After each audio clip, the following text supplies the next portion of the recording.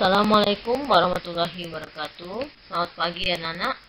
Hari ini kalian akan belajar fisika dengan materi kelanjutan minggu sebelumnya, yaitu tentang hukum Hooke pada pegas serta susunan pegas.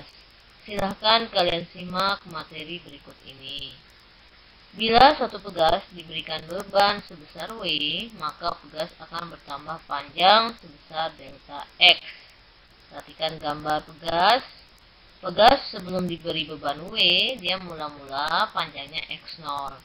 Setelah diberi beban sebesar W, dia akan tertarik ke bawah, maka ada pertambahan panjang sebesar delta X. Dari gambar di atas, maka berlaku hubungan F sama dengan min K kali delta X.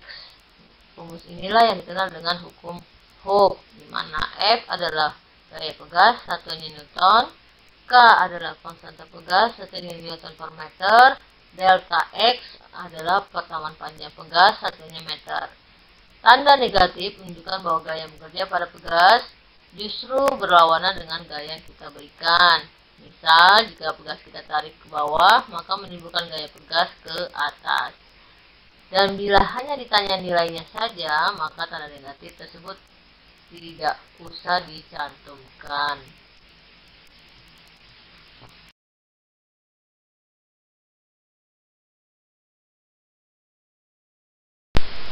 Bila pertambahan panjang pegas disebabkan oleh beban W yang digantungkan pada salah satu ujungnya, maka berlaku hubungan gaya sama dengan berat beban, F sama dengan W. Sedangkan beban tersebut dapat dicari dengan rumus W sama dengan M kali G.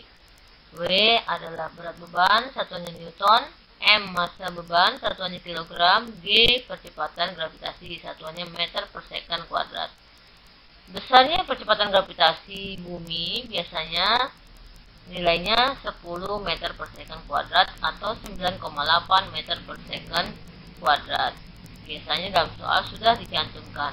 Dan seandainya belum, maka biasanya yang dipakai nilai 10 meter per second kuadrat. Besar energi potensial pegas dapat dihitung dengan rumus EP sama dengan setengah kali K kali X kuadrat atau EP sama dengan setengah kali F kali X. Hubungan antara gaya dan pertahanan panjang dapat digambarkan dalam grafik sebagai berikut. Nah, ini ada hubungan antara F dengan delta X. Gambarnya berbentuk garis linier.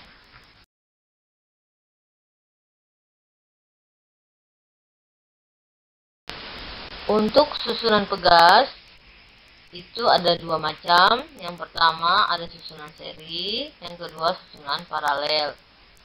Bisa dilihat pada gambar, untuk susunan seri itu disusunnya ke bawah, sedangkan paralel disusunnya ke samping. Untuk susunan seri, besar konstanta gabungannya dirumuskan 1 per KS sama dengan 1 per K1 tambah 1 per K2 tambah 1 per K3 tambah titik-titik. Setelah mendapatkan nilai 1 per KS, jangan lupa dibalik untuk mendapatkan nilai KS. Jika nilai K1 sama dengan K2 sama dengan K3, maka KS sama dengan K per N.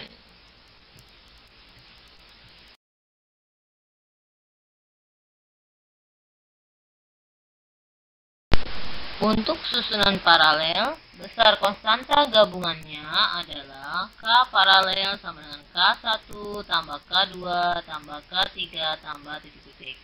Jika nilai K1 sama dengan K2 sama dengan K3 sama dengan titik-titik, maka K paralelnya sama dengan N dikali K.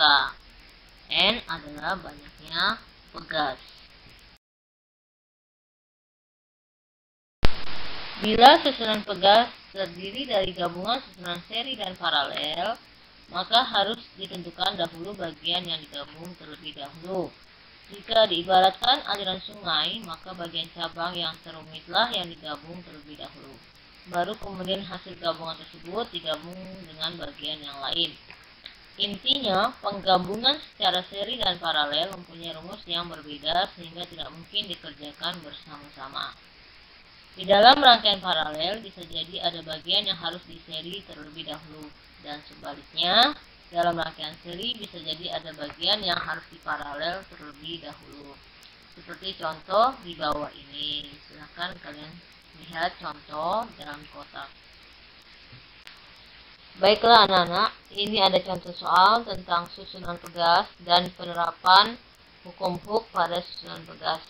Silahkan kalian catat contoh soalnya dan kalian simak cara penyelesaiannya dan kerjakan soal latihan.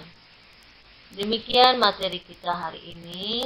Terima kasih. Assalamualaikum warahmatullahi wabarakatuh.